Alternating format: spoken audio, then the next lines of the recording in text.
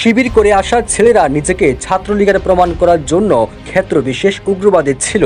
ছাত্রলীগের হয়ে নিপীড়ন নির্যাতন চালানো এমন কয়েকজনের বিষয় ছাত্র শিবিরে তৎকালীন ঢাকা বিশ্ববিদ্যালয়ের শাখার সভাপতি সাদিক কায়েম ফোন করে তদবির করেন বলে অভিযোগ করেছেন গণতান্ত্রিক ছাত্র সংসদ ঢাকা বিশ্ববিদ্যালয়ের শাখার আহ্বায়ক আব্দুল কাদের। তিনি বলেন, লীগ যে নিপীড়ন নির্যাতন চালাতো তারা সেগুলোর অংশীদার হতো, লীগের কালচারই চর্চা করত। তবে এসব অভিযোগের পাল্টা জবাব দিয়েছেন শিবির নেতা সাদিক কায়েম। বলেছেন, স্ক্রিনশটে যাদের নাম যুক্ত আছে তারা কেউই শিবিরের না, ব্যক্তিগত উদ্দেশ্যে এমন মিথ্যাচার করা হচ্ছে। সামাজিক যোগাযোগ মাধ্যম ফেসবুকে এক পোস্টে আব্দুল কাদের বলেন, ছাত্রলীগের সঙ্গে যুক্ত শিবিরের ছেলেদের মামলা থেকে বাদ দিতে সাদিক কায়েম তদবির করেছেন বলে অভিযোগ করেন সাবেক এই সমন্বয়ক। তিনি বলেন, ৫ তারিখের পর শিবিরের যে ছেলেরা ছাত্রলীগের ভেতরে থেকে তাদের মতো আচরণ করেছে তাদেরকে আইনের আওতায় আনার বিষয়ে সাদিক কায়েমের সাথে আমার আলাপ হয়। এ বিষয়ে শিবিরের যারা লীগের আমলে অপকর্ম করেছে তাদেরকে মামলা দেবেন না? প্রতি উত্তরে সাদিক কায়েম বললেন, তোমরা দাও। এছাড়া সেপ্টেম্বরে শিক্ষার্থীদের হাতে আটক হওয়া ৭১ হলের হাসান সাইদিকে ছেড়ে দিতে তদবির করেন সাদিক কায়েম, এমন অভিযোগ আনেন আব্দুল কাদের।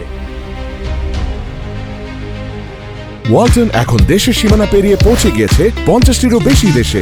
ওয়ালটন, ঘরে ঘরে বিশ্বজুড়ে। তবে এত সব অভিযোগের প্রেক্ষিতে মুখ খুলেছেন শিবির নেতা সাদিক কায়েম। তিনি বলেন, বিপ্লবের দুটি কনসার্ন ছিল। প্রথমটি ছিল অপরাধের বিচার, দ্বিতীয়টি ছিল বিচারের নামে নিরীহ কোনো ব্যক্তিকে হয়রানি না করা। সে সময় অনেকে বিভিন্ন মাধ্যমে যোগাযোগ করে জানান যে তারা ছাত্রলীগের সাথে যুক্ত থাকলেও কোনো ফৌজদারি অপরাধ করেননি এবং ব্যক্তিগত আক্রোশবশত মামলা তাদের নাম যুক্ত করা হচ্ছে। তাদেরকে বলেছি এই দাবিটি খতিয়ে দেখতে, যাতে নিরাপরাধ কেউ ভিকটিম না হয়।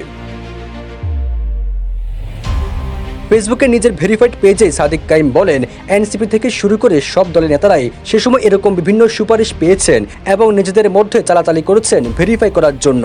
তিনি বলেন, স্ক্রিনশটে যাদের নাম যুক্ত আছে তারা কেউ শিবিরের না। ৫ আগস্টের পর থেকেও তারা শিবিরে কোনো পদে বা কর্মসূচিতে ছিলেন না। ফলে ছাত্রলীগে লুকিয়ে থাকা শিবিরকে বাঁচাতে সহায়তা করার ন্যারেটিভ সম্পূর্ণ মিথ্যা।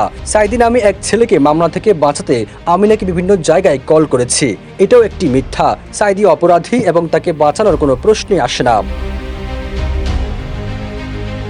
সবশেষ প্রশ্ন রেখে সাদিক কায়েম বলেন, যদি জীবনের কোনো সময় ব্যক্তিগত সুবিধা লাভের উদ্দেশ্যে কেউ শিবিরের সাথে যোগাযোগ রাখে এবং পরবর্তী শিবির বিরোধী ভূমিকা নেয় অথবা ছাত্রলীগে যুক্ত হয়, তাদের কর্মকাণ্ডের দায়ভার যদি শিবিরকে নিতে হয়, তাহলে শিবির ছেড়ে বাকচাষ বা এনসিপিতে চলে যাওয়া ব্যক্তিদের দুর্নীতি সহ অন্যান্য নেতিবাচক ও ইতিবাচক কর্মকাণ্ডের দায়ভারও তো শিবিরকে নিতে হবে। সেটা কি যৌক্তিক হবে? সবুজ আলম, নিউজ ডেস্ক, ইত্তেফাক।